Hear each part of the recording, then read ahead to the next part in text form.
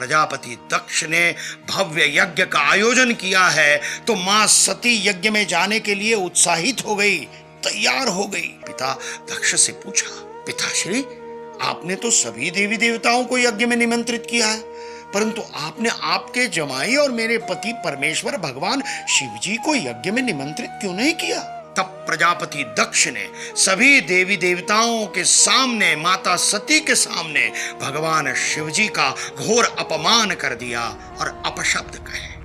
अपने पति परमेश्वर भगवान शिव जी का अपमान माता सती सहन नहीं कर पाई और यज्ञ कुंड में उन्होंने स्वयं की आहुति दे दी। उसी समय भगवान शिव क्रोधित होकर अवतरित हुए और देवी सती की छाया शरीर को कभी सिर पर, कभी हाथ में, कभी कंधों पर धारण कर तांडव नृत्य शुरू कर दिया। तांडव से समस्त सृष्टि का विनाश न हो, इसलिए भगवान विष्णु ने सुदर्शन चक्र चलाकर उस छाया देह के 51 भाग कर दिए और वो भाग जिन जिन स्थानों पर गिरे उस प्रत्येक स्थान पर एक दिव्य ऊर्जा स्रोत की निर्मित हुई और 51 शक्तिपीठों का निर्माण हुआ।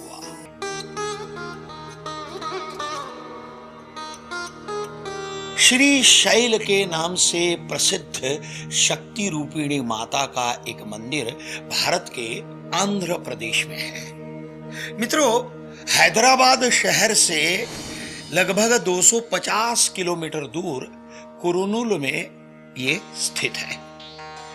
पौराणिक कथाओं के अनुसार यहां पर मां सती की ग्रीवा गिरी थी। इस शक्तिपीठ में शक्ति महालक्ष्मी के रूप में और भैरव स्वरानंद या ईश्वरानंद के रूप में विराजमान है।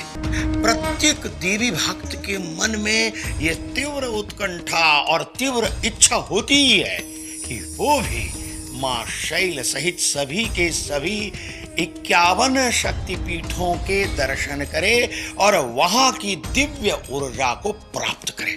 किंतु आज ये पवित्र 51 शक्तिपीठों में से कुछ शक्तिपीठ आज के पाकिस्तान, बांग्लादेश, तिब्बत, नेपाल और श्रीलंका जैसे देशों में स्थित है। किंतु इन देशों में स्थित पवित्र शक्तिपीठों का दर्शन इन देशों में जाकर करना और इसीलिए भक्त के लिए संभव नहीं हो पाता।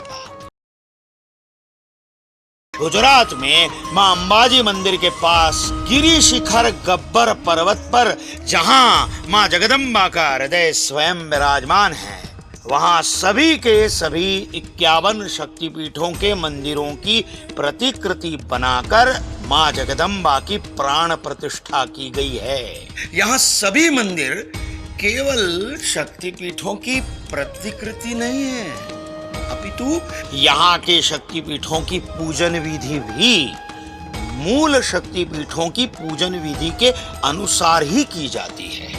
और देर किस बात की, चलो अंबाजी, मां के हृदय के पास चलो। गुजरात पवित्र यात्रा धाम विकास बोर्ड और गुजरात टूरिज्म आपकी प्रतीक्षा कर रहा है। चलो अंबाजी, जय अंबा।